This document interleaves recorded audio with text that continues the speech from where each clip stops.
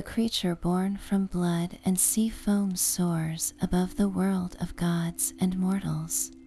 This is Pegasus, the legendary winged horse whose story begins in violence and ascends to the stars.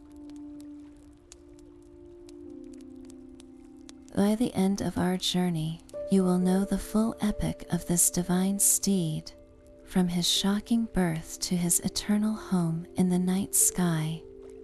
We will uncover how a beast born of a monster became a symbol of pure inspiration and explore the tragic hero who dared to fly too high.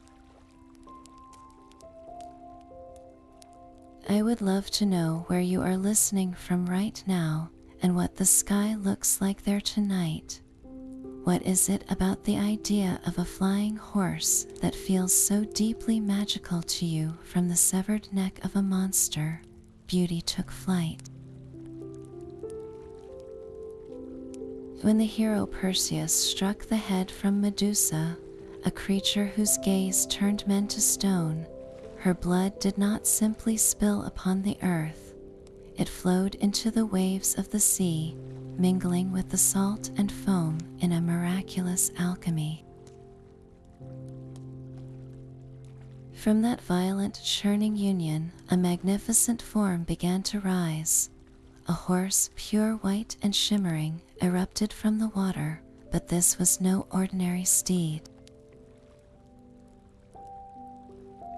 From his powerful shoulders sprung vast feathered wings, glistening with sea spray and catching the first rays of the sun.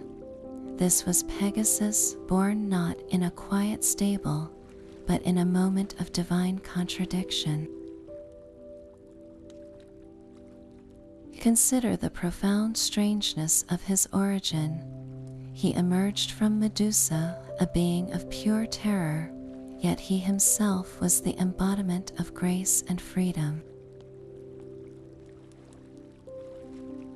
This is the unpredictable will of the Greek gods made manifest, where horror and wonder are two sides of the same coin. The very essence of a Gorgon, a symbol of petrifying fear, gave life to a creature that would become a symbol of unbound inspiration. It speaks to an ancient truth that from our deepest struggles and most painful endings, new and unexpected forms of magic can be born. What does it mean that a creature of the sky was born from the blood of the earth and the depths of the sea? In that single, breathtaking moment, as Pegasus first beat his wings and soared away from the scene of his violent birth, the world was given a permanent reminder that even in darkness, there is the potential for light. The newly born Pegasus did not linger by the sea. With the wind in his mane and the clouds as his road, he flew inland, drawn by a force as powerful as the one that had birthed him. His journey brought him to the slopes of Mount Helicon, a place sacred to the 9 Muses, the goddesses who presided over all the arts, from epic poetry to celestial music. This was a realm of perfect harmony, where creativity itself flowed like a hidden river. Yet even here, something was missing. The mountain was beautiful, but it was thirsty for a new kind of magic.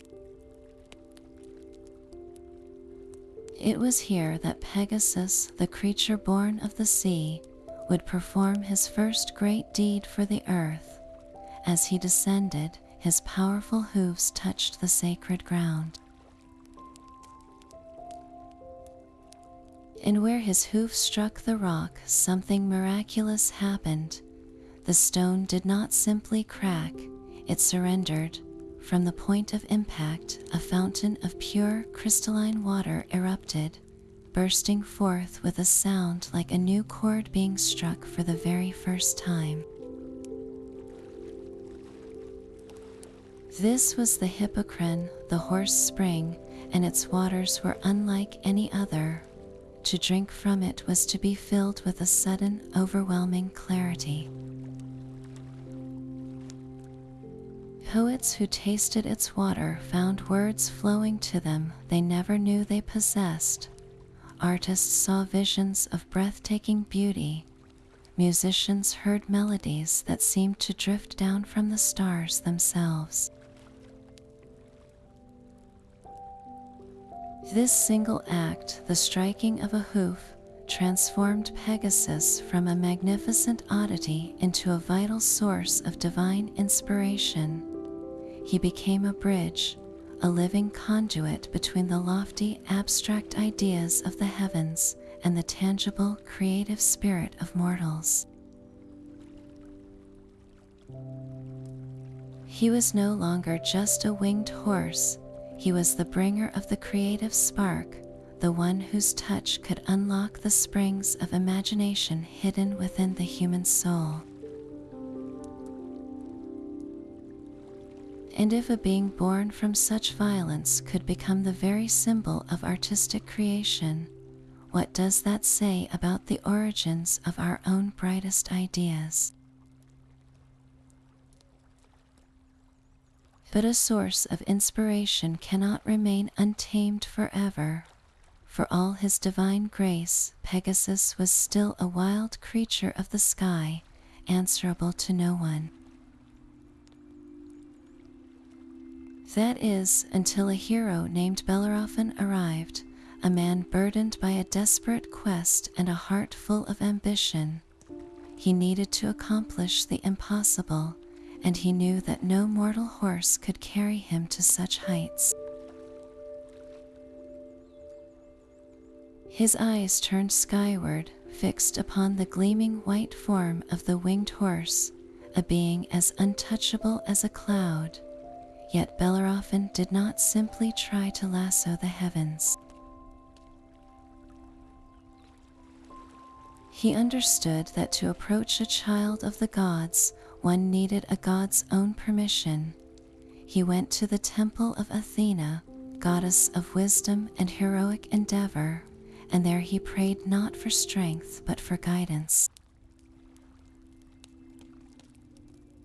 In a profound act of divine favor, Athena heard his plea.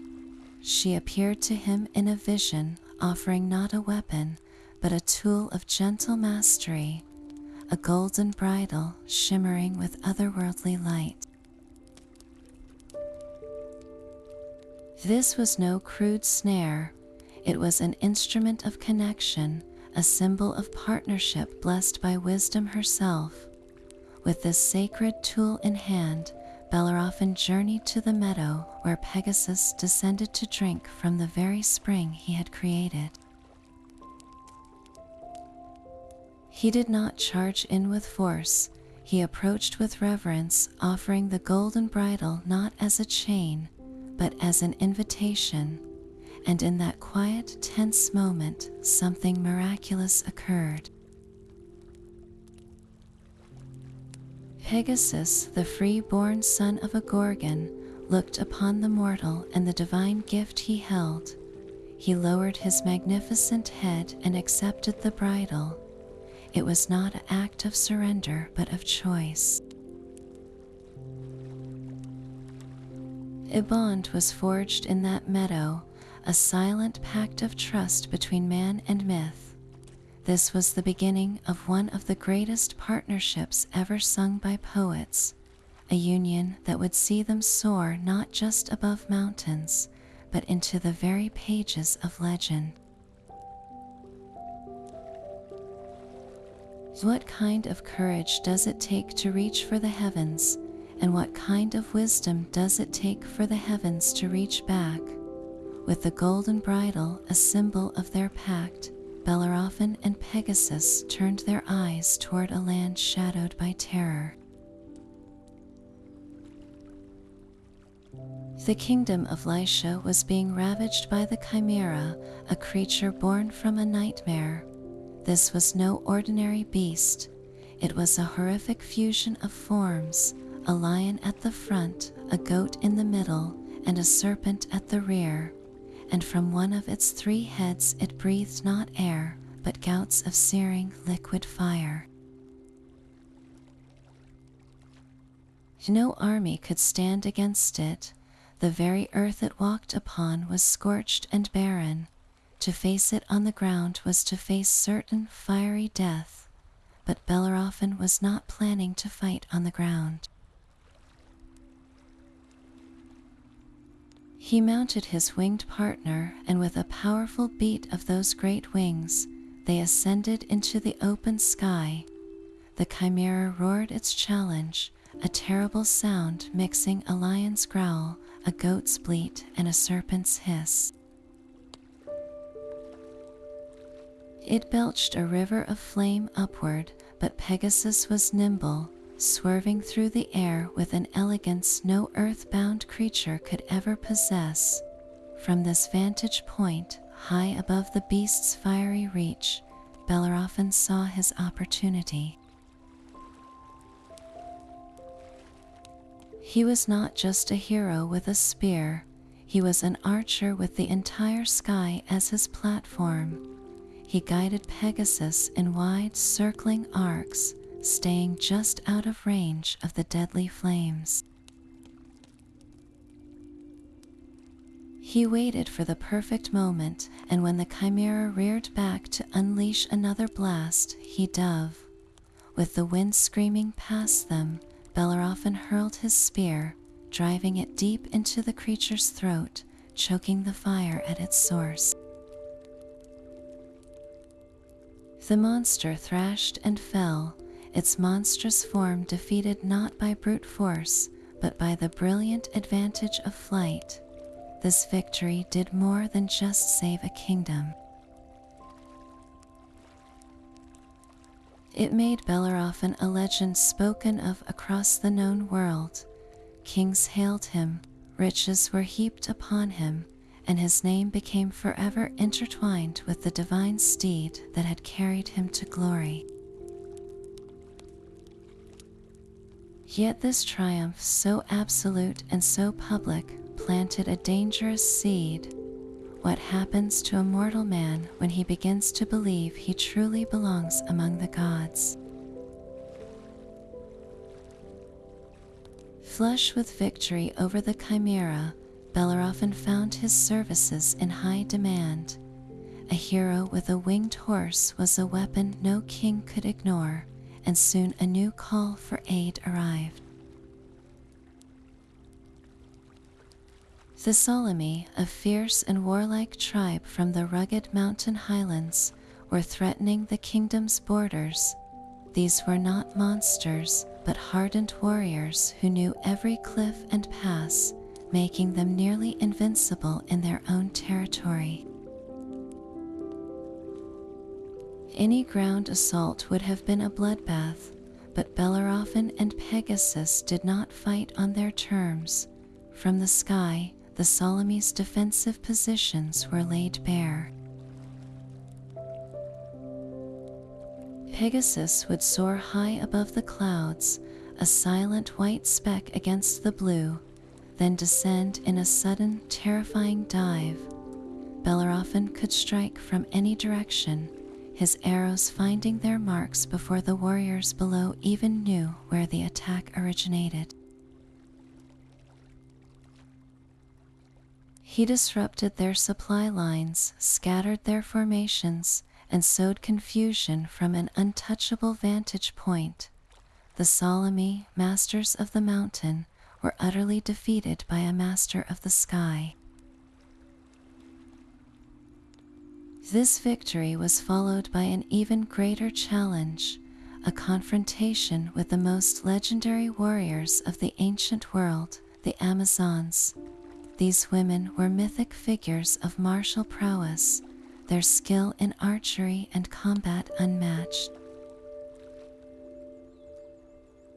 A direct clash on an open field would have been a battle for the ages, one no ordinary army was guaranteed to win.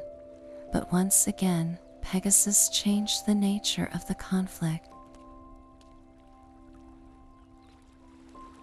He allowed Bellerophon to engage the Amazons not as a soldier, but as a strategist from above.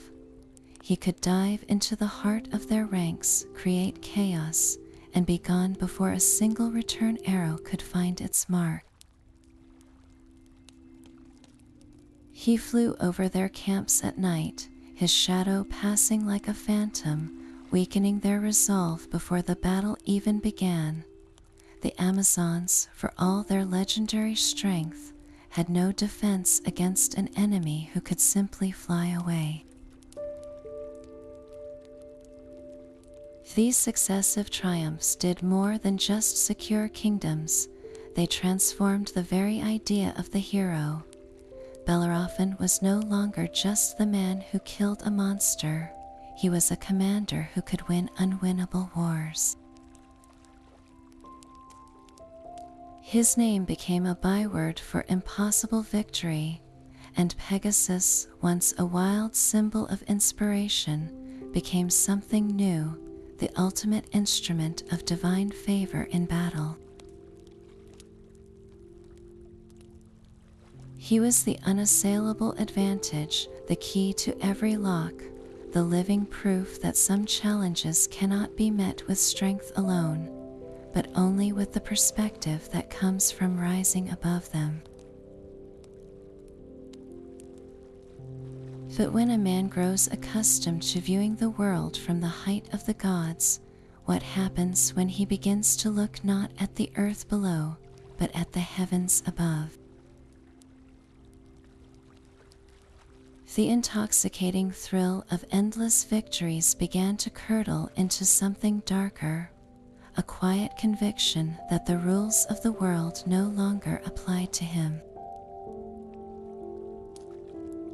Bellerophon, the man who had walked with kings and conquered monsters, now looked upon the very home of the gods with a possessive eye.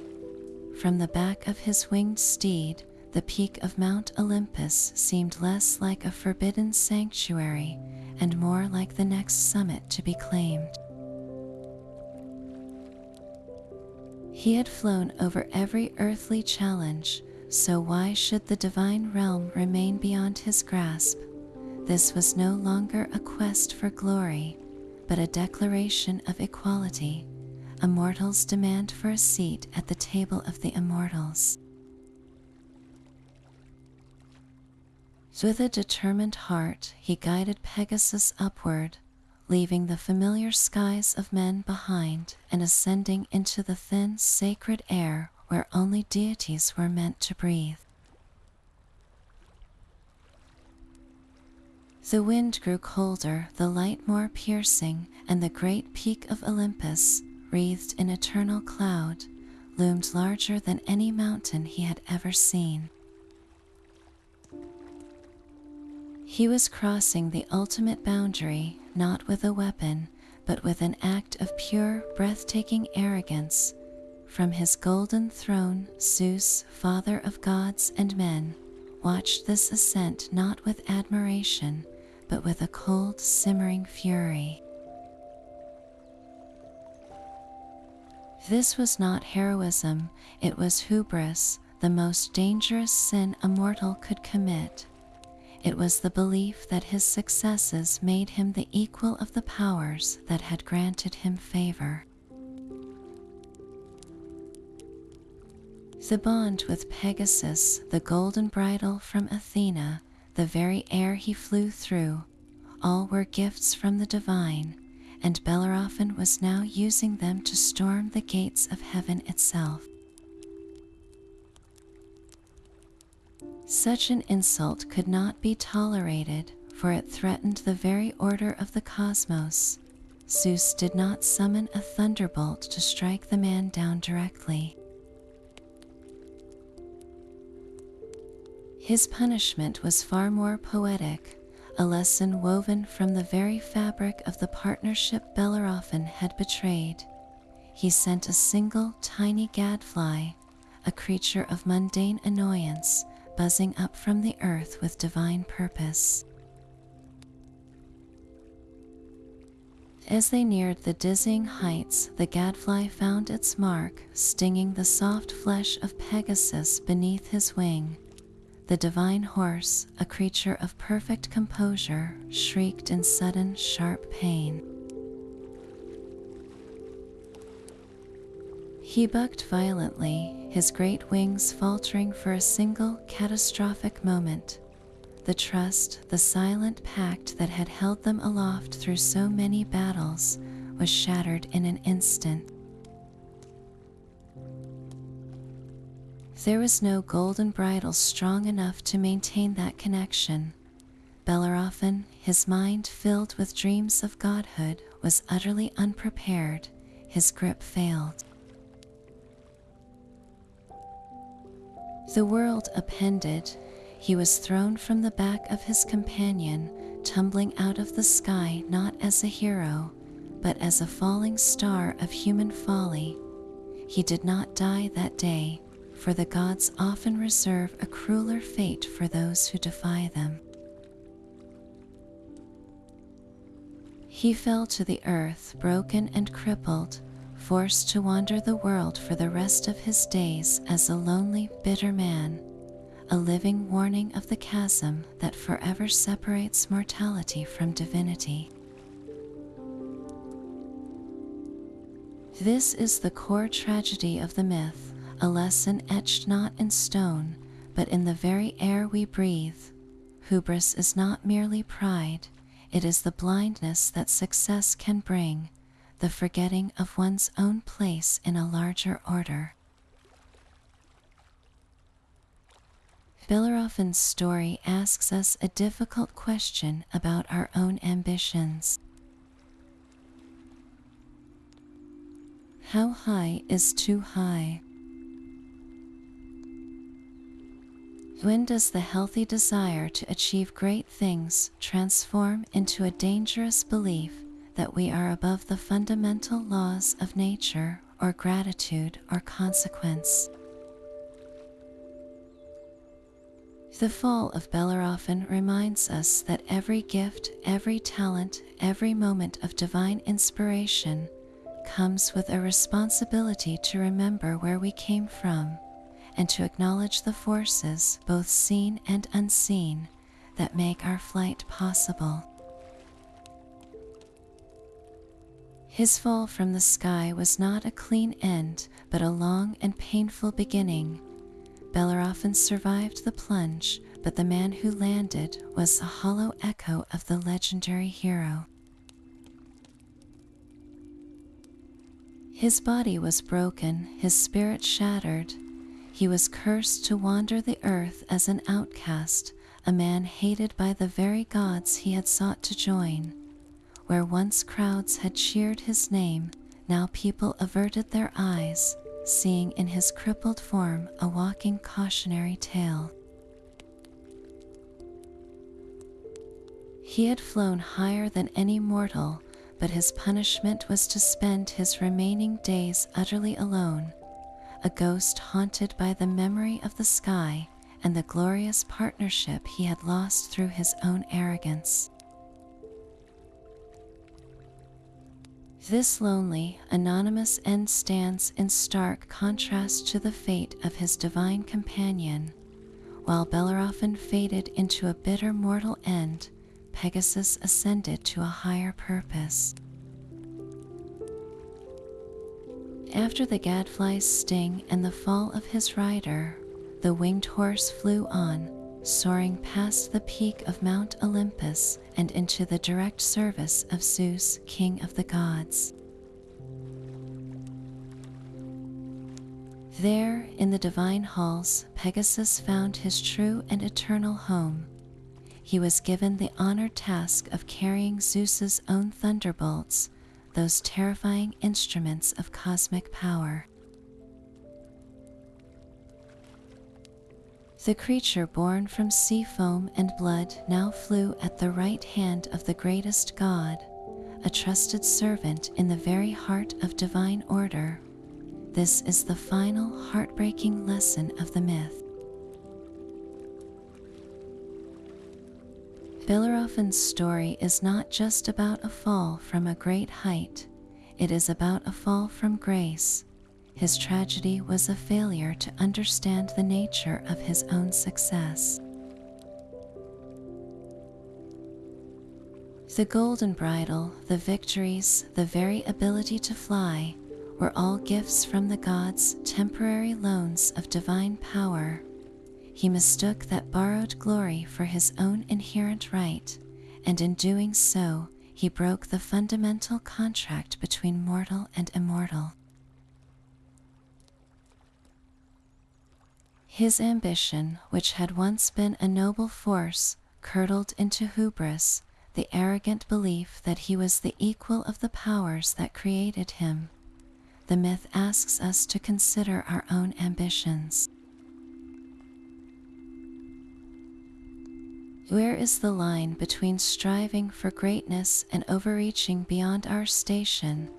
When does healthy confidence become destructive pride? Bellerophon's lonely end reminds us that true wisdom lies not only in reaching for the stars, but in remembering the ground from which we sprang, and in acknowledging the forces, both seen and unseen, that make our ascent possible. While Bellerophon wandered the earth a broken man, his former companion soared into a destiny befitting his divine nature. Pegasus found a new home on the very peak he had once tried to storm, welcomed into the service of Zeus himself.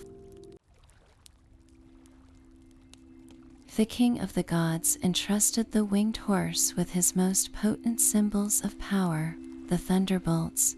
Imagine the sheer spectacle of this new role. When storms gathered over the mortal world, it was Pegasus who flew at the heart of the chaos, a brilliant white form against the bruised purple and black of the storm clouds. In his wake, he carried the very lightning that Zeus would hurl down to the earth, each bolt a crackling, living extension of divine will. This was no mere delivery task. It was a sacred duty. Pegasus became the living conduit between the command of Olympus and its execution in the skies of men. He was the wind made solid, the storm given a beating heart. To see him in that moment was to witness pure, untamed power, a force that could shape the fate of nations with a single, world-shattering flash. This elevation from a hero's steed to the thunderbolt carrier transformed Pegasus completely. He was no longer a tool for mortal ambitions, but a direct agent of cosmic order.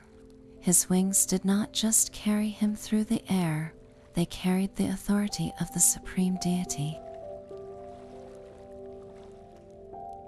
In this role, he transcended his origins.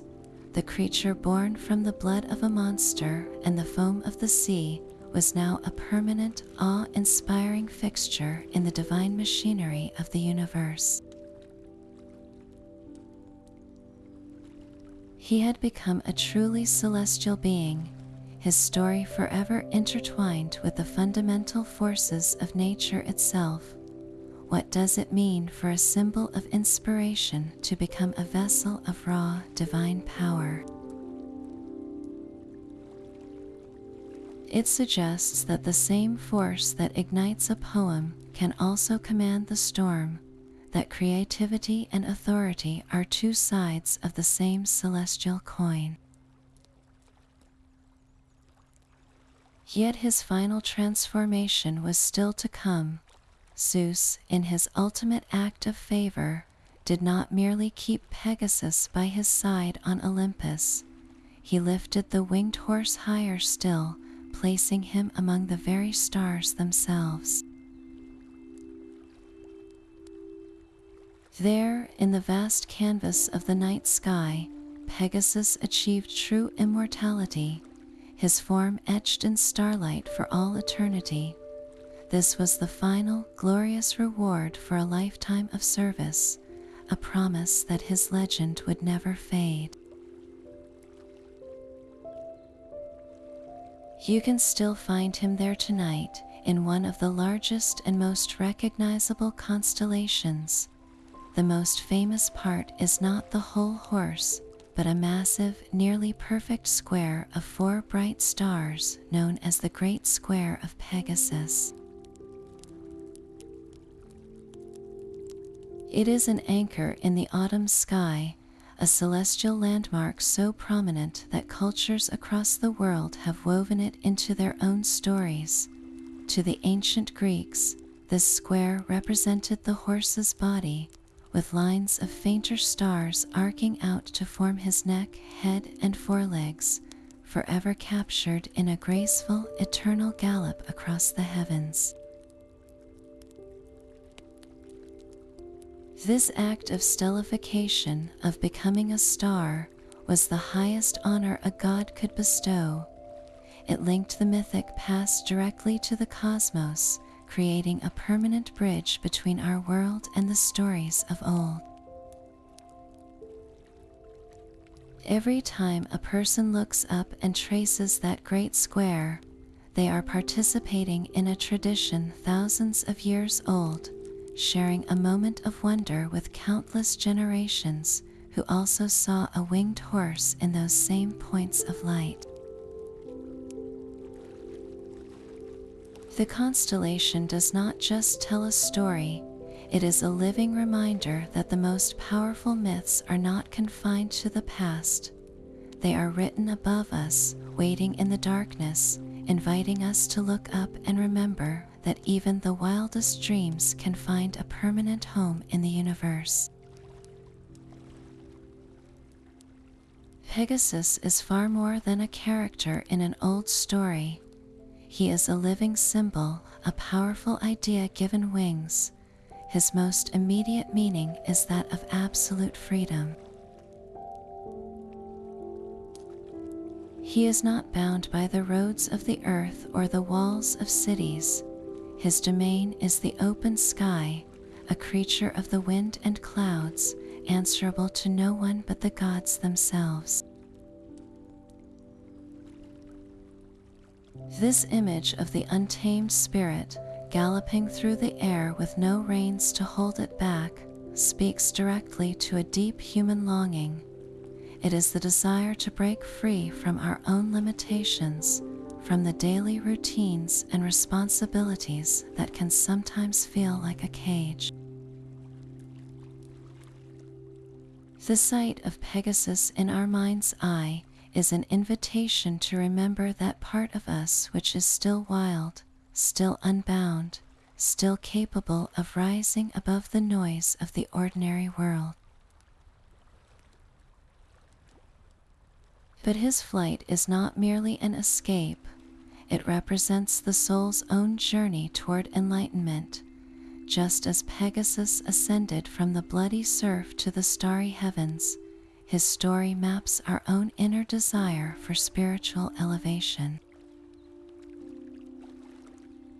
He embodies the human aspiration to reach for higher knowledge, to understand things greater than ourselves, to touch the divine.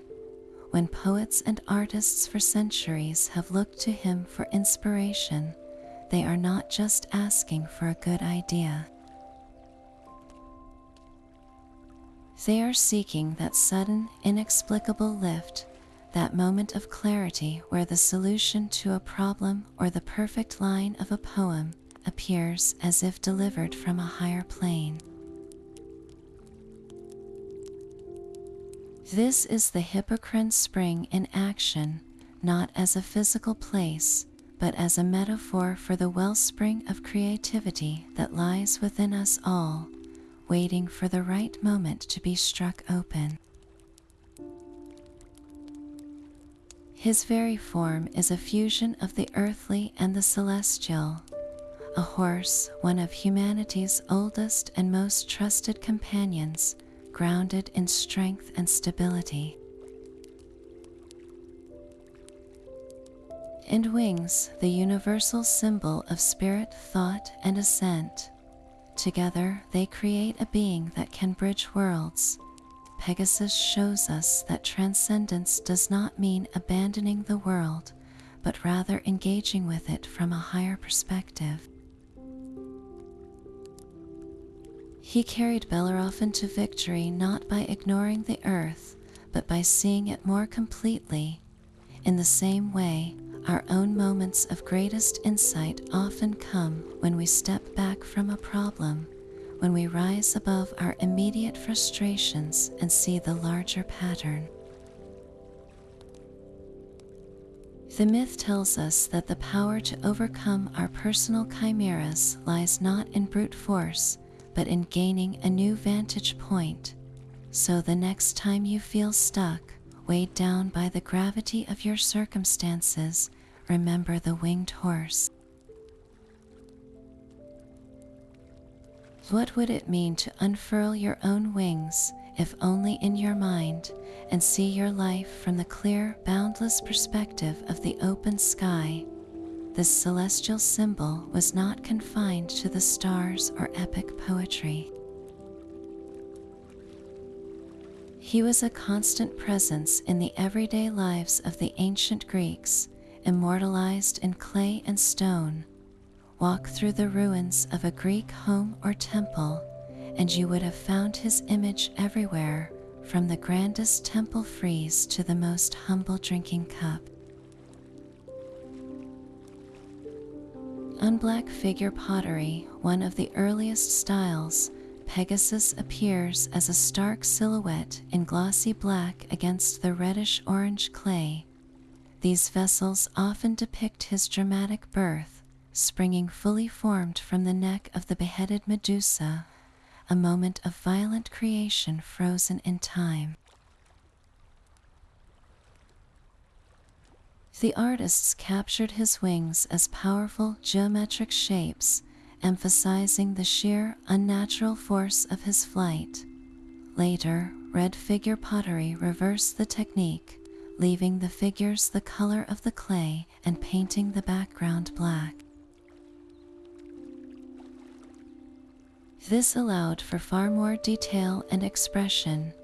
Here we see Pegasus in more dynamic poses, his muscles rippling as Bellerophon leans forward on his back, spear poised to strike the chimera.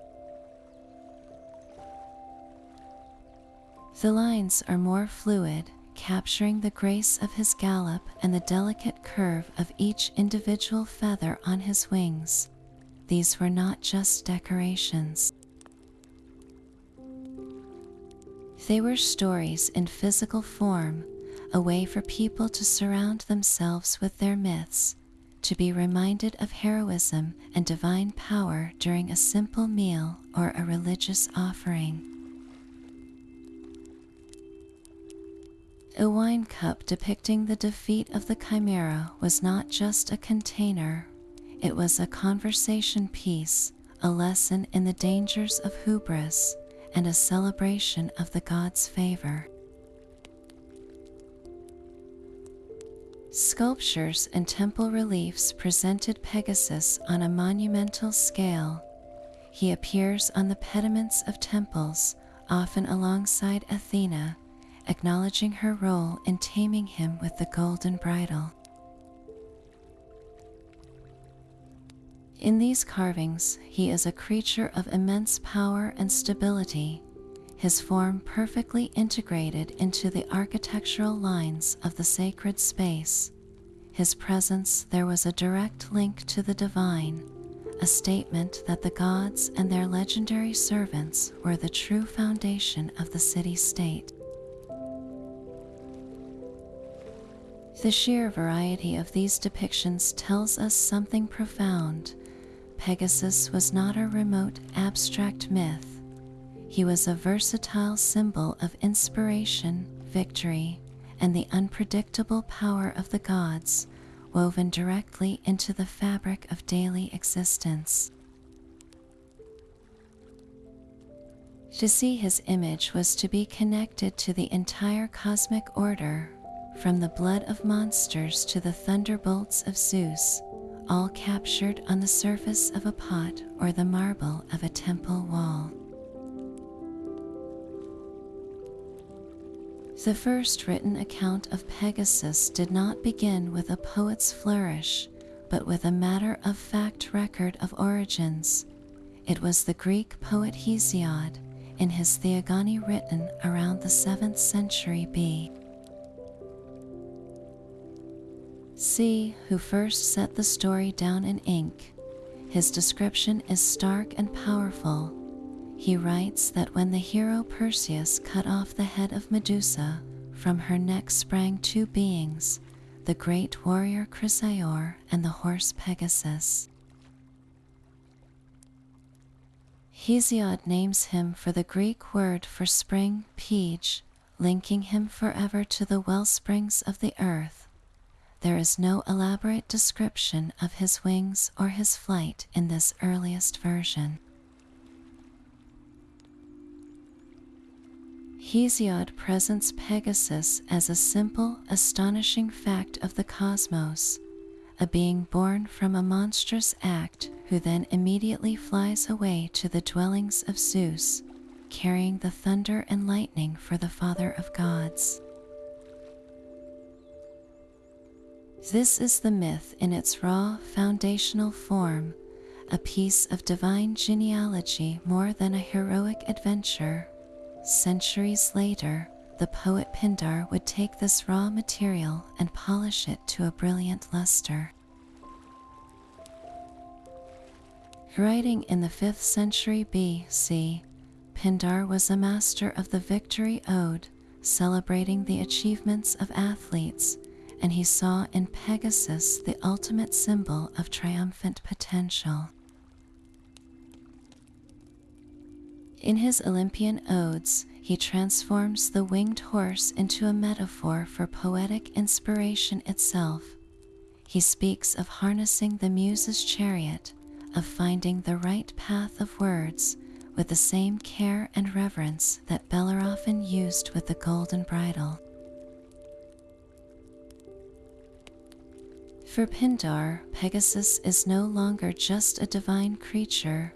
He is the very embodiment of the soaring, untamable talent that, when properly guided by skill and divine favor, can lead to immortal glory.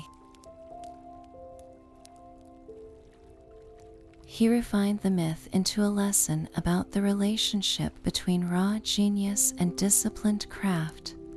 Then came the Roman poet Ovid several centuries later still, in his magnificent Metamorphoses. Ovid was a storyteller of psychology and drama, and he infused the tale with a new level of emotional depth and tragic consequence. He lingers on the moment of the gadfly's sting and Bellerophon's fall, painting a vivid picture of the hero's terror and despair as he plummets back to the mortal world he sought to escape. Ovid's version is less about cosmic order and more about the flawed human heart. He asks us to pity Bellerophon even as we condemn his arrogance, making the story a deeply human tragedy about the cost of overreaching ambition. From Hesiod's cosmic fact to Pindar's artistic metaphor to Ovid's psychological drama, the myth of Pegasus was never a single static story. It was a living narrative, constantly reshaped by each new voice that took it up, each poet finding in the winged horse a different key to understanding the world, the gods, and the dizzying heights of our own potential. Even the sky-bound Pegasus carries the ancient memory of the sea in his veins. His true father was none other than Poseidon, the earth-shaking god of the oceans, whose power flows through the deepest trenches and the highest waves. This paternal link, often overshadowed by the drama of his birth from Medusa, fundamentally reshapes our understanding of the winged horse. He was not merely a creature of the air who happened to be born near the water. The sea was his birthright. Poseidon, in his many aspects, was the divine father of both Pegasus and his brother, the giant Chrysaor, who sprang from Medusa's neck alongside him. This dual heritage fuses the elemental forces of earth, sea, and sky into a single magnificent being. Think of the immense power this implies. The same God who could calm a storm with a glance or summon a tsunami with his trident was the source of Pegasus's life. This connection to the deep, churning forces of the planet adds a profound layer of raw, untamed nature to his character, far beyond the graceful symbol of inspiration he would become. He was, in his essence, a force of nature given animate form. Poseidon was not just the god of the sea, he was also known as the Earth Shaker, the deity whose wrath could split the very ground asunder. When Pegasus struck his hoof upon Mount Helicon to create the Hippocrene Spring, that was not merely the act of a heavenly steed. It was an earth-shaking event, a release of pent-up subterranean power channeled through his divine lineage. The water that burst forth was not just from the sky, it was from the deep hidden aquifers of the world, the same domain his father ruled. This act connects the winged horse directly to the tectonic forces that shape our world, to the underground rivers and the pressure that builds until the earth itself must surrender its treasures. What does it mean for a creature of the air to hold the power of the deep earth and sea within him? It means Pegasus was a living paradox, a being of ultimate synthesis. His wings promised ascent and freedom, while his hooves held the power to unlock the secrets of the world below. He was a bridge between the highest heavens and the most profound depths, a symbol that true power and inspiration often come from the fusion of opposites. The next time you picture him galloping across the clouds, remember the rumble of the earthquake and the crash of the ocean wave that echoes silently in every beat of his mighty wings. The story of a winged horse is not a dream belonging only to Greece. Across the world, in cultures separated by vast oceans and impassable mountains, humanity has looked to the sky and imagined steeds that could carry their hopes heavenward. In the mythology of China, we find the magnificent Tianma, the heavenly horse. This was no ordinary flying creature. It was a divine omen, a celestial messenger whose appearance signaled the favor of heaven itself and the arrival of a wise and virtuous ruler. The Tianma could run across water without sinking and soar through the mists to deliver its prophecies. While Pegasus was a partner to a single hero, the Tianma served the cosmic order of the entire empire, its flight a barometer of the emperor's moral standing. Far to the west, in the Slavic lands, a very different kind of creature lurked. The Bukavak was a six-legged, aquatic beast that would bellow from lakes and rivers, a monster of the deep rather than a being of the air. It shares with Pegasus a connection to water, a birthplace from the primal, churning elements, but there the similarity ends. The Bukavak was a thing of terror, not inspiration, a reminder that the same natural forces that can give life can also bring monstrous chaos. So what makes the Greek Pegasus so distinct? He stands uniquely at the crossroads of these ideas. He is not a distant imperial omen like the Chanma, nor is he a simple monster of the deep like the Bukavak. He is a paradox made flesh, born from terror yet embodying beauty, a creature of the sea and earth who found his purpose in the sky. He could be touched, bridled by a mortal, and brought into a partnership that achieved the impossible. This is the core of his uniqueness. He is accessible.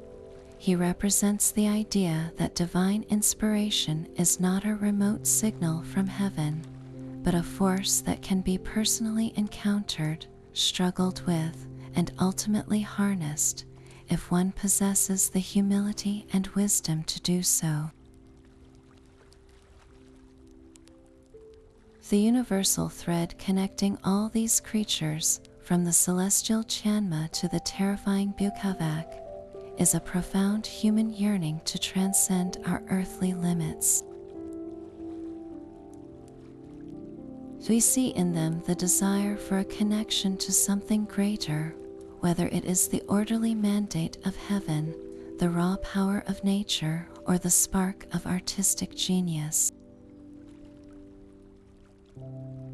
They are all answers to the same fundamental question, a question whispered on the wind every time a human looks up at an empty sky and feels the ache for something more. What would it be like to ride the wind itself? That powerful yearning to ride the wind is etched into our very psychology, a fundamental human dream that the Pegasus myth fulfills in a uniquely complete way. At its core, this is a story of wish fulfillment. It answers our most basic desire for liberation, for the ability to simply rise above it all. When daily life feels heavy with routine or burdened by worry, the image of a winged horse offers a pure, uncomplicated fantasy of escape. It is not about running away, but about gaining a new perspective, looking down upon our problems from a height where they seem smaller, more manageable, even conquerable.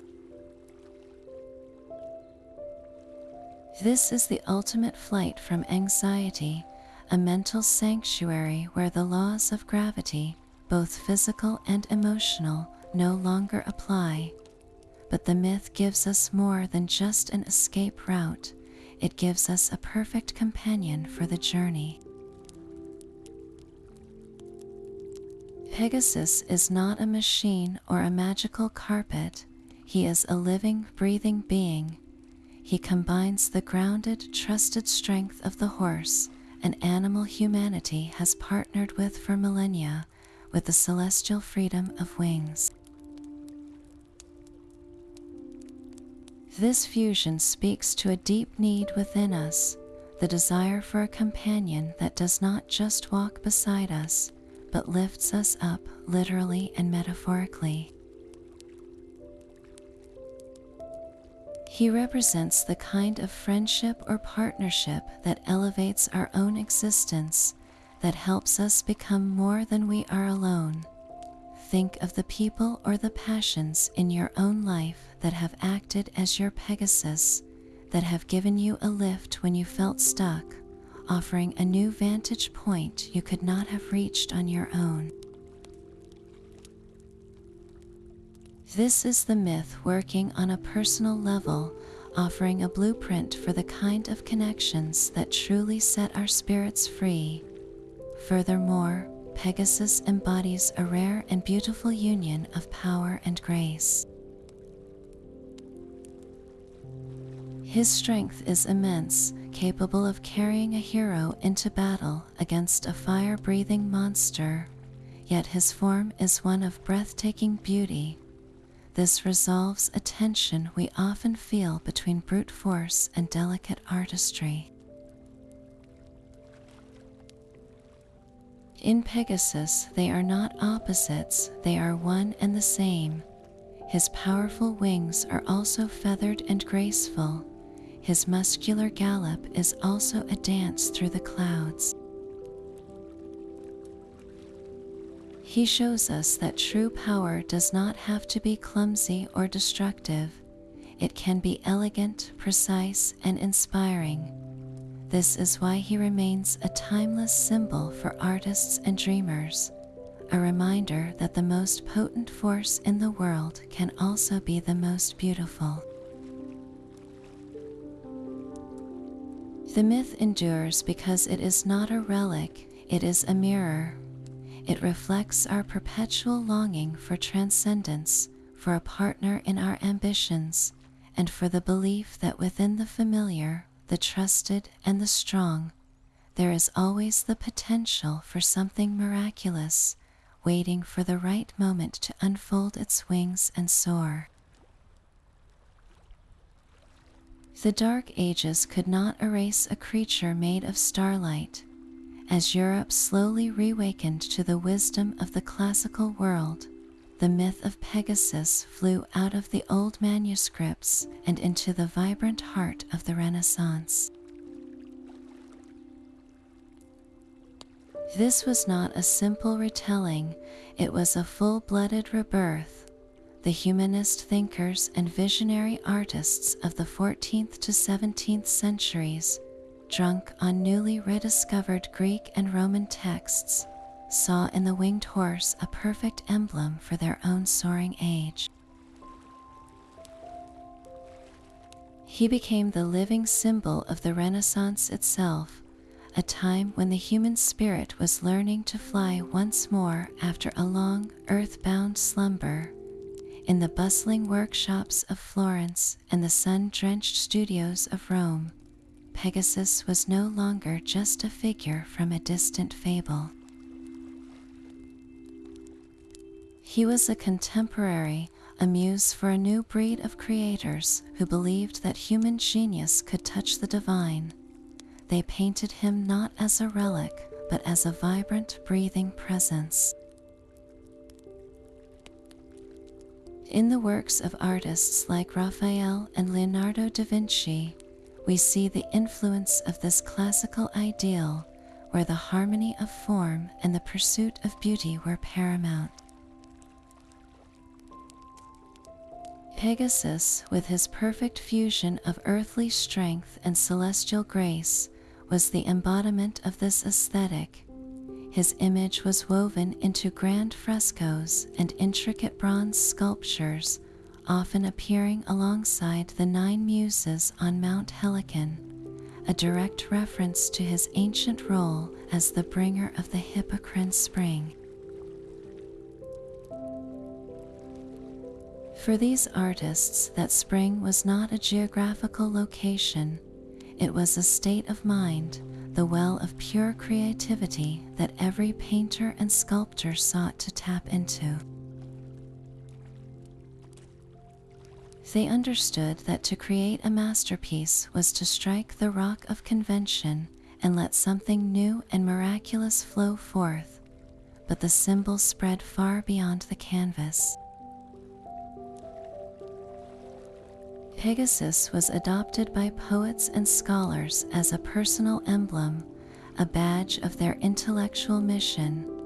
You would find him stamped on the frontispieces of poetry collections, his wings outstretched on the shields of noble families, and even engraved into the very architecture of universities.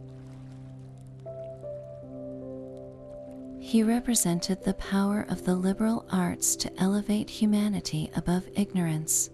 To ride Pegasus was to engage in the highest forms of thought, to pursue poetry, philosophy, and science with a fearless, soaring spirit. This was the age of rediscovery, and the winged horse was its mascot, promising that the heights of ancient knowledge were not lost, but merely waiting for a new generation to ascend and claim them. His renewed popularity asked a profound question of every artist and thinker who gazed upon his image. If a myth could sleep for 1,000 years and then awake more vital than ever, what other dormant potentials lay within the human soul, waiting for their own moment of rebirth? That untamed spirit of the Renaissance found a new and fiercer voice in the stormy heart of the 19th century. As the smokestacks of the Industrial Revolution began to blacken the skies, a generation of artists and poets declared war on the cold logic of the machine. This was the Romantic movement, and they needed a symbol for their rebellion, a creature that embodied everything the New Age was not. They found their perfect champion in Pegasus, but they saw in him something wilder and more sublime than their Renaissance predecessors had. For the Romantics, the winged horse was not a graceful emblem of balanced beauty, but a force of raw, untamable creative energy. He represented the artistic imagination itself, a power that could not be caged, quantified, or forced into the service of commerce. The poet and painter William Blake, a visionary who saw angels in trees and hell in a factory, wielded the image of Pegasus like a spiritual weapon. In his mythology, the horse was not merely a mount for heroes, but a symbol of the liberated human spirit straining against the mind-forged manacles of society and reason. When Blake painted his illustrations for John Milton's epic poems, he depicted the muse not as a serene woman, but as a dynamic, almost explosive figure, often accompanied by the spirit of the winged horse, representing the moment of divine, uncontrollable inspiration crashing into the waiting soul of the poet. This was not a gentle sipping from the Hippocrene Spring, it was a thunderous possession by a creative storm. The Romantics were obsessed with the sublime, that strange mix of terror and awe one feels before a crashing waterfall or a towering, lightning-wreathed mountain. Pegasus, soaring through those very storm clouds, became the ultimate symbol of this sublime power. His flight was not just graceful, it was dangerous, ecstatic, and defiant.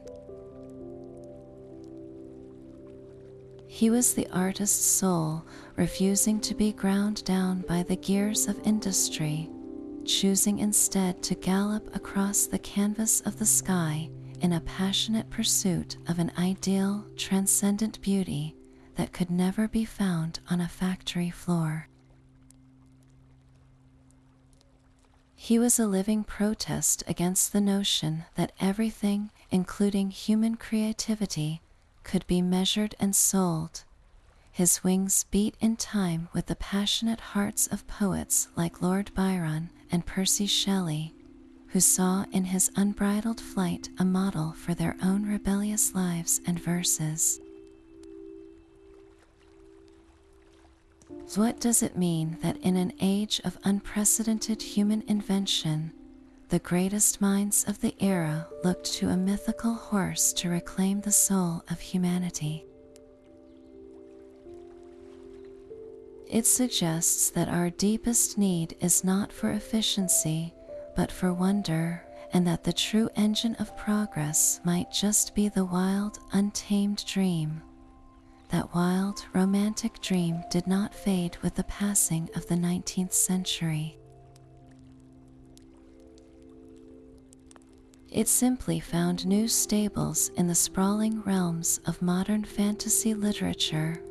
Here, the noble steed of the gods has been resaddled for entirely new adventures, his wings carrying knights, elves, and young heroes across pages filled with magic and danger.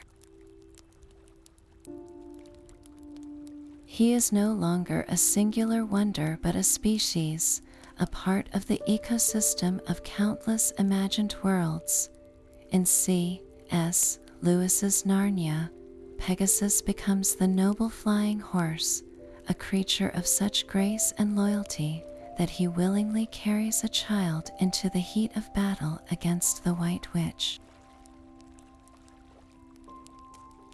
This simple, powerful adaptation frames the winged horse as the ultimate companion for good, a pure-hearted ally in the eternal struggle against darkness.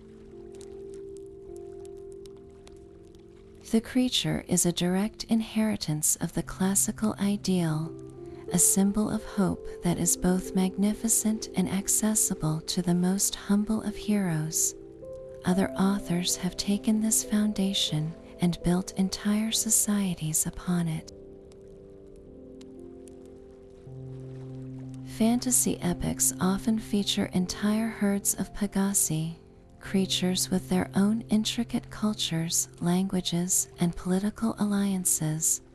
They are not mere mounts to be tamed, but sentient beings with their own agendas.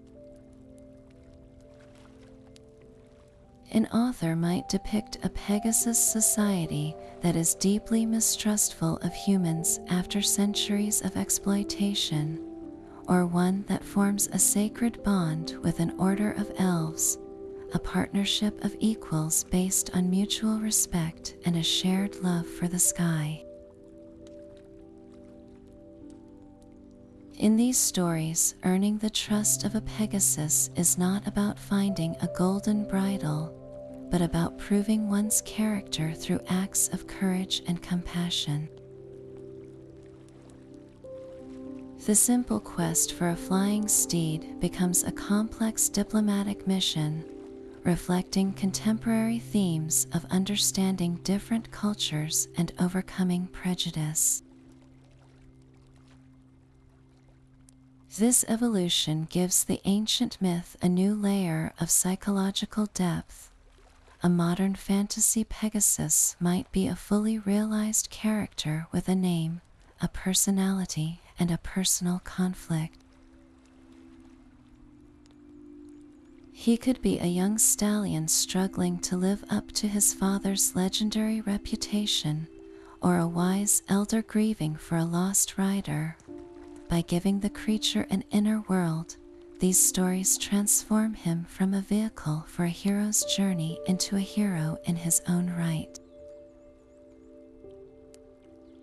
His wings are not just for flight, but for carrying the weight of his own choices and sacrifices. This character depth ensures the myth remains vital, because it allows new generations to connect with Pegasus not as a remote symbol, but as a person, a friend, a soul struggling with its own destiny high above the clouds. How does a creature of pure myth learn to speak with a modern voice? He does it by showing us that even the most magical beings have fears, loyalties, and dreams of their own. Hollywood has always had a love affair with the impossible, and a winged horse was the perfect star.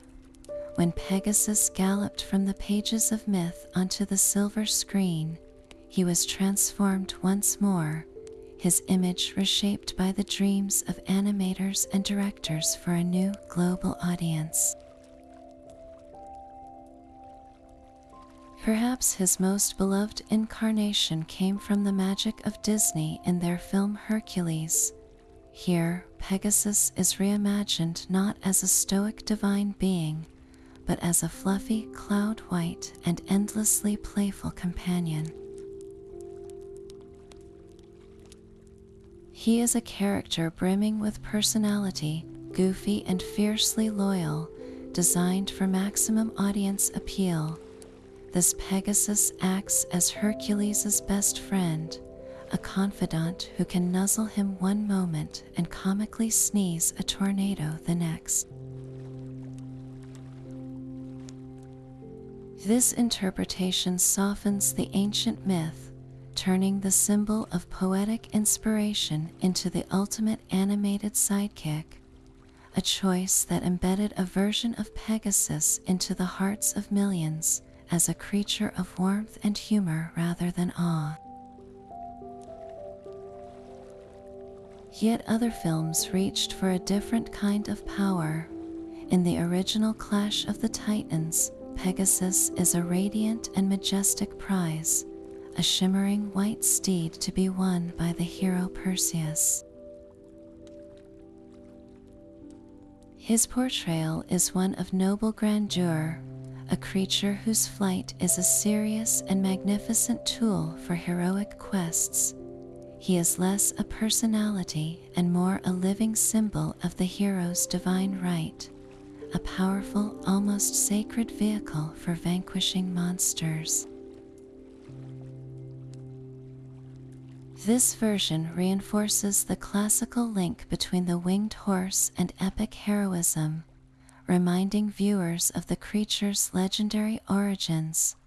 The contrast between these two portrayals is striking.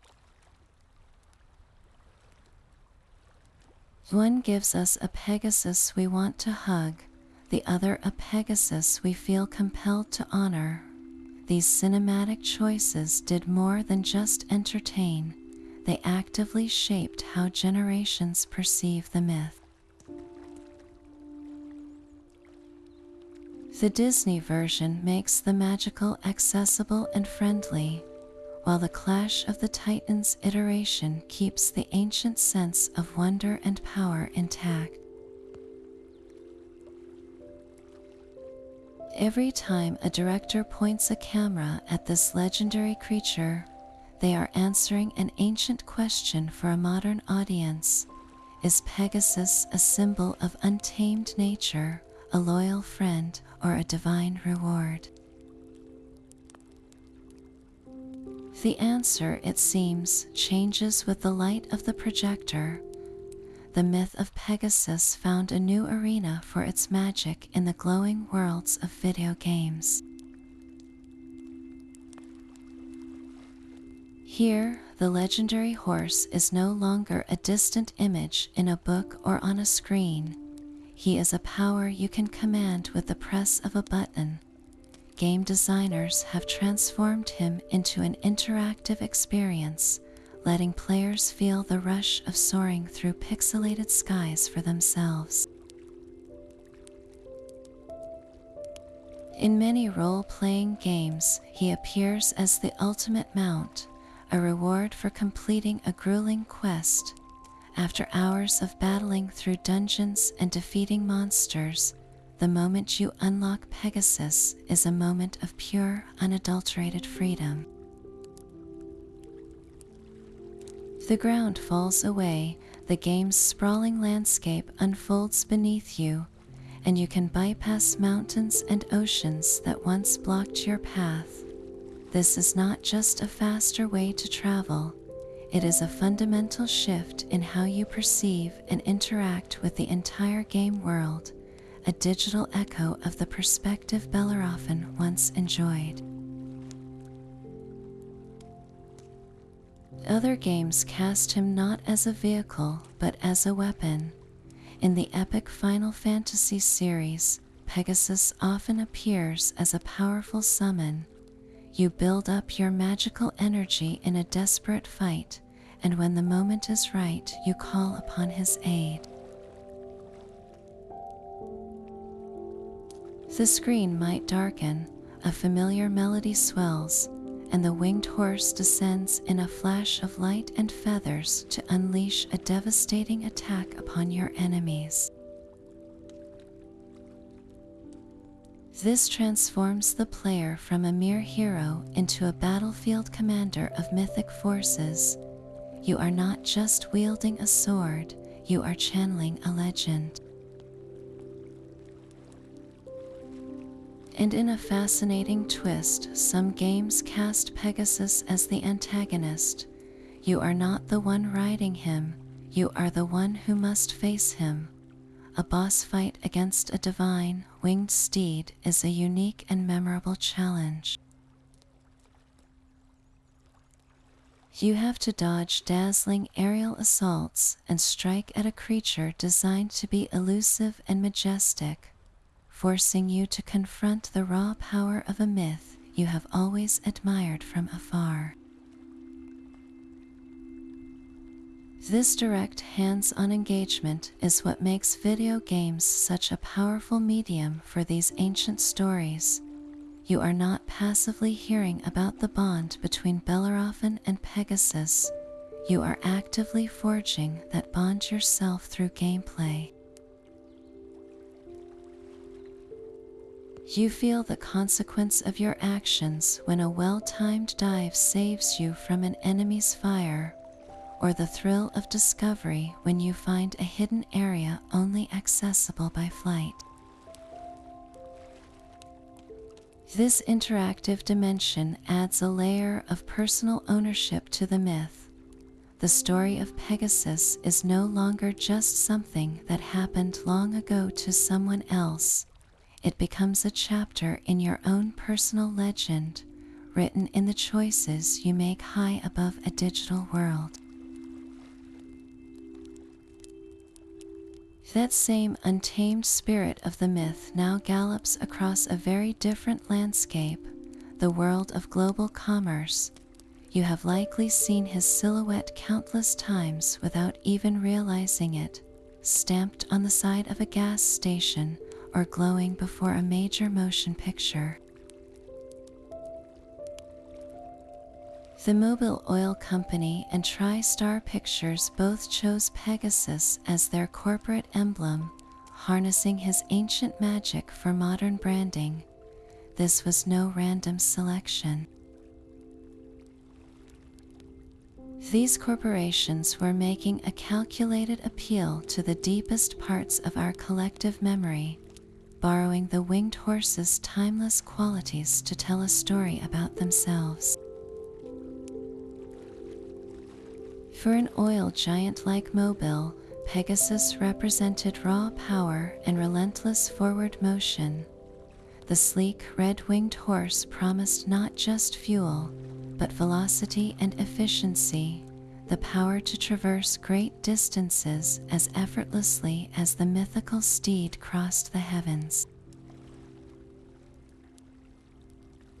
It transformed the mundane act of filling a gas tank into a small participation in a grand epic of travel and discovery.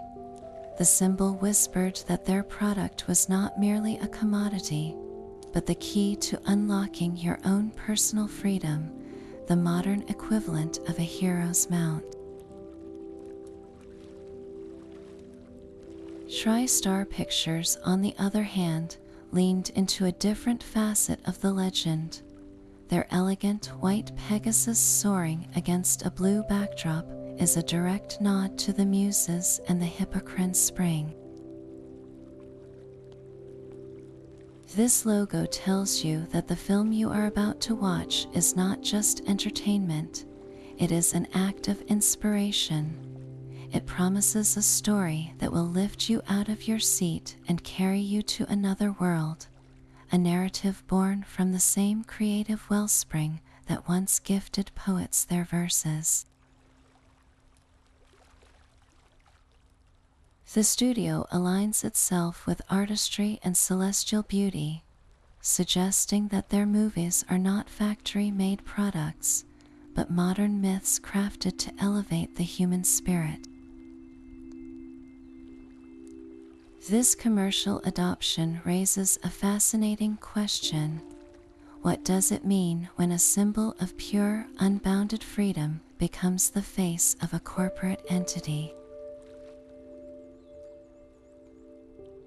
It demonstrates the enduring power of the archetype, that even in our hyper-commercialized world, we still respond to the same ancient triggers of nobility, power, and transcendence.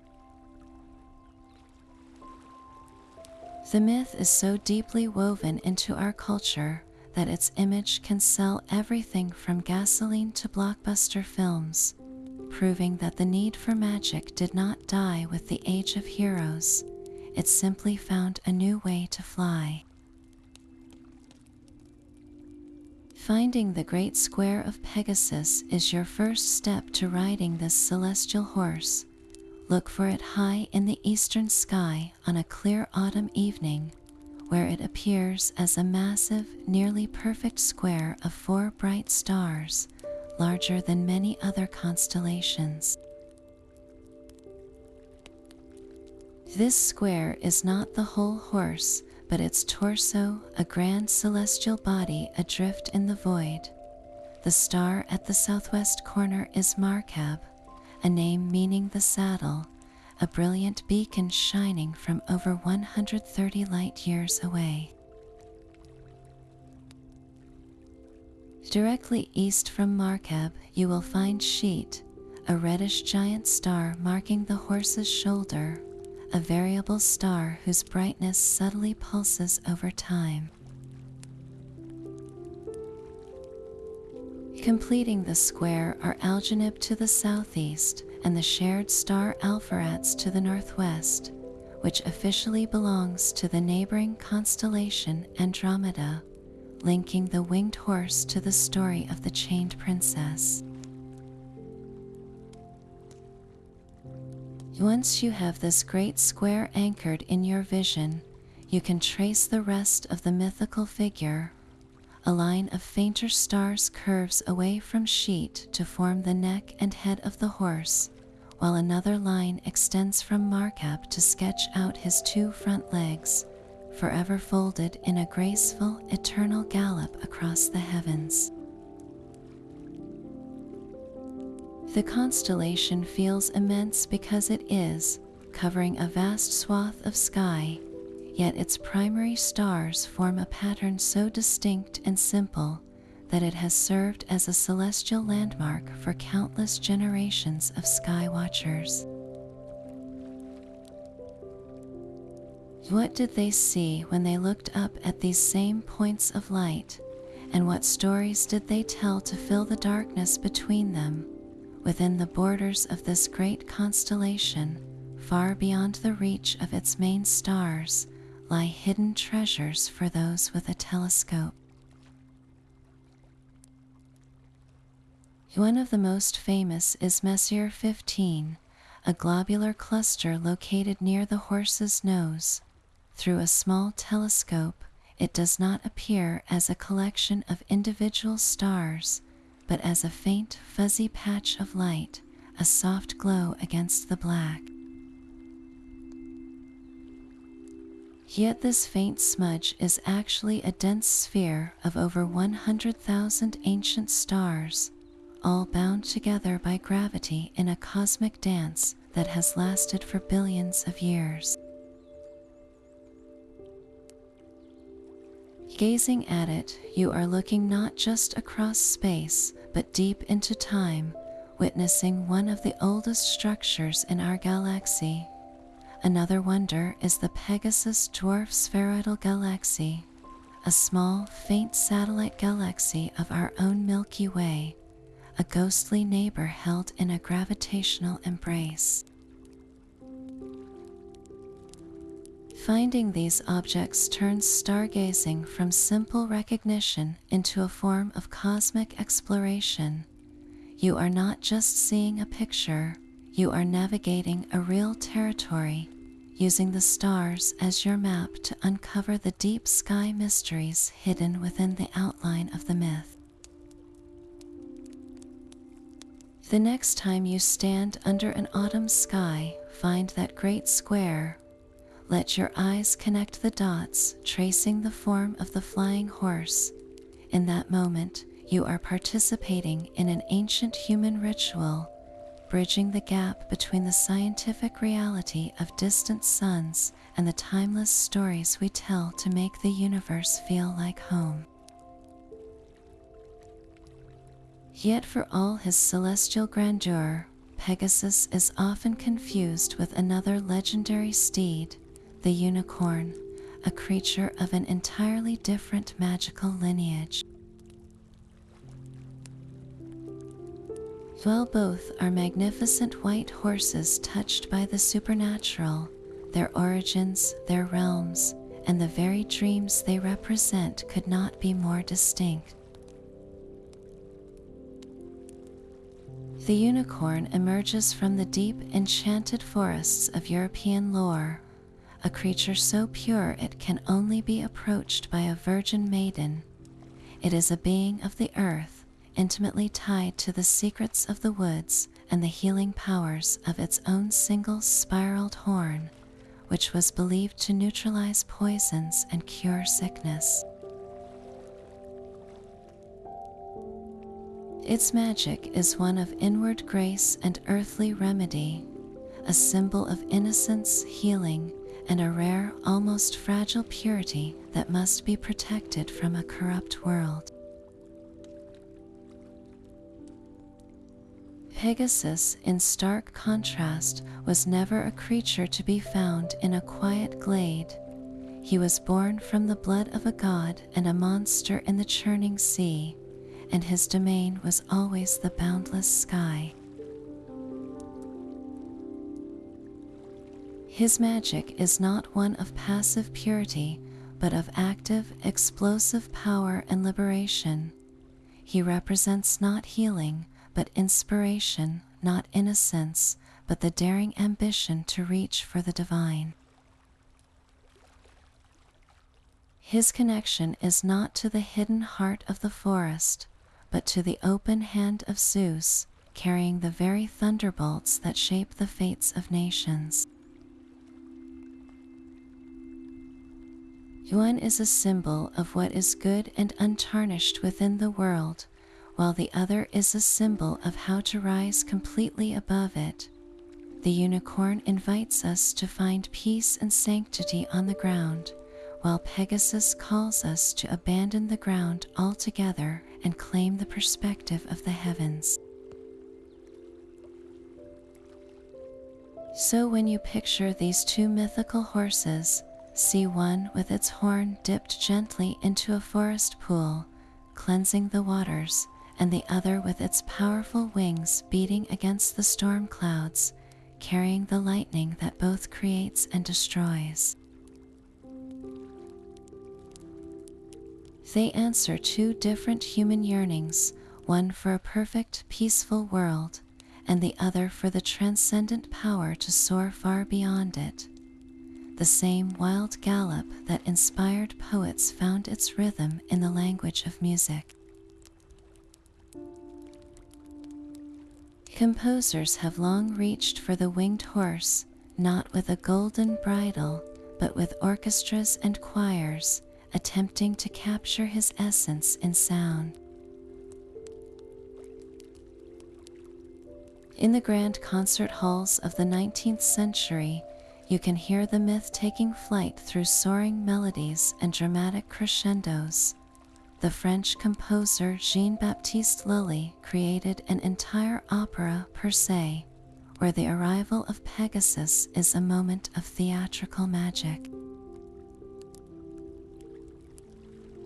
The music swells with strings and woodwinds, creating a feeling of lifting, of weightlessness, as if the very air in the room is beginning to carry you upward. The instrumentation is often bright and airy, favoring the high registers of flutes and violins to mimic the sensation of wind rushing past and the dizzying height of the clouds. This is not merely background music, it is an attempt to build a staircase of notes for a mythical creature to descend. Later, romantic composers turned the horse into a symbol of the untamable creative spirit. Their tone poems and symphonic works use powerful brass fanfares to announce His Majesty, while swirling complex passages in the strings paint a picture of his playful, unpredictable flight patterns. The music does not just describe him, it becomes him, its structure and emotional range mirroring the journey from earthly struggle to celestial freedom. How does one compose the sound of a wing beat? They answer with a sudden shift from a minor to a major key, a musical sunrise that feels like breaking through a layer of storm clouds into the clear, boundless sky. Modern songs continue this ancient conversation, using the Pegasus myth as a direct metaphor for personal aspiration and escape. In pop and rock lyrics, to ride Pegasus is to break free from limitation, to find a love that lifts you up, or to pursue a dream that seems as distant as the stars. The driving rhythm of a drum kit becomes the pounding of a powerful heart, both human and equine, while ethereal synthesizers and reverb-drenched guitars create the vast atmospheric space of the heavens. The creature's name in a song title is a shortcut to a feeling, an immediate signal that the music is about to attempt something extraordinary, to leave the ground and aim for a higher emotional plane. From the disciplined beauty of a classical aria to the raw energy of a modern anthem, the enduring presence of Pegasus in music proves that his true home is not just in the sky, but in the human capacity for wonder, translated into the universal language of sound. That same celestial power was once stitched onto banners and carved into the stone of city halls. The image of Pegasus flew from the pages of myth directly into the language of heraldry, where it became a powerful emblem of civic identity and aspiration.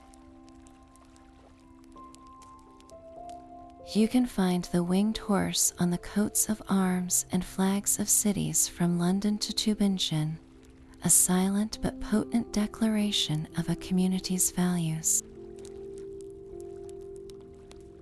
In this formal, symbolic language, every color and posture carries a specific meaning. A Pegasus depicted as rampant, rearing on its hind legs with wings unfurled, was a symbol of fierce readiness and noble spirit. When shown in flight, it represented fame and lofty aspirations, a city's desire to be known for its greatness. The constant presence of its wings tied these earthly institutions directly to the divine, suggesting that their wisdom and creative spirit were guided by heavenly inspiration, much like the poets who drank from the Hippocrene Spring. The city of London, for instance, adopted the Pegasus in the arms of its inner temple, one of its ancient legal societies. Here, the creature symbolized the soaring intellect and clarity of thought required for the pursuit of justice, a direct link to the wisdom of Athena, who first provided the golden bridle. It was a statement that true law was not a grim, earth-bound practice, but a disciplined and inspired art.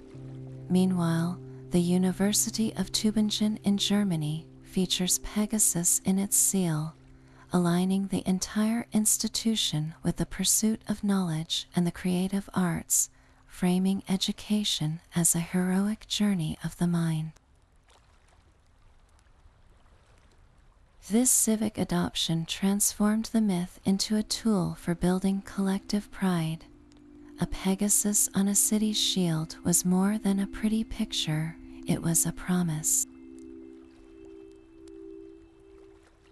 It told citizens and outsiders alike that this was a place that valued artistic genius, celebrated heroic endeavor, and aimed for a fame that would reach the heavens. The myth was no longer just a story for individuals.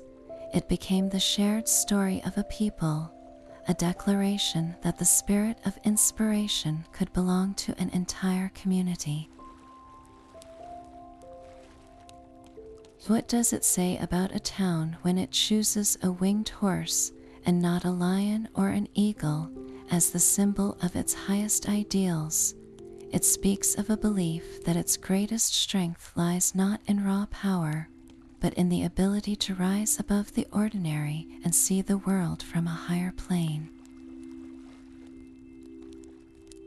The same wings that carry thunderbolts in myth would need to defy the brutal mathematics of physics. For a creature the size of a horse to lift its own weight into the air, its wings would have to be enormous, stretching wider than the length of a school bus.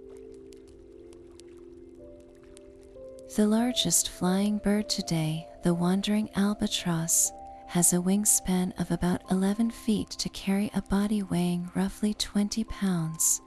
A horse can weigh over 1,000 pounds. Scaling up to that mass requires more than just bigger wings. It demands a complete re-engineering of the entire body. The wing muscles alone, the pectorals that power each downstroke, would need to be grotesquely massive, a thick, heavy shield of tissue covering its chest and back just to generate enough lift to get off the ground. This creates a vicious cycle of weight and power, where more muscle is needed to lift more weight, which in turn requires even more muscle. The elegant, flowing form we picture would be buried under the sheer biological machinery required for flight. Its takeoff would not be a graceful leap into the clouds, but a laborious, thunderous flapping more akin to a cargo plane lumbering down a runway. Could such a creature even walk on land without its colossal wings dragging and snapping against the ground? The beautiful dream of a Pegasus begins to buckle under the unforgiving laws of nature.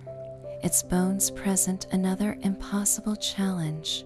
A flying animal needs to be light. Birds have hollow, air-filled bones that are incredibly strong for their weight, a perfect adaptation for the sky. A horse, by contrast, has dense, solid bones built to withstand the tremendous forces of galloping and the pull of gravity. A Pegasus would need the skeletal structure of a bird, but the robust frame of a large mammal, two conflicting evolutionary paths that cannot easily merge. Giving it hollow bones would make it light enough to fly, but far too fragile to support its own weight while standing or moving on the ground. It would be a creature forever trapped between two worlds, too heavy for the air and too fragile for the earth. This is the core biomechanical paradox that keeps Pegasus in the realm of fantasy. We can design the perfect flying creature or the perfect running creature, but the laws of physics and biology make it nearly impossible to perfect both in a single horse-sized body. Yet this scientific impossibility does nothing to diminish the myth's power. In fact, it might even enhance it. The sheer biomechanical wonder of a flying horse reminds us that some of our most beautiful ideas are beautiful precisely because they transcend the possible.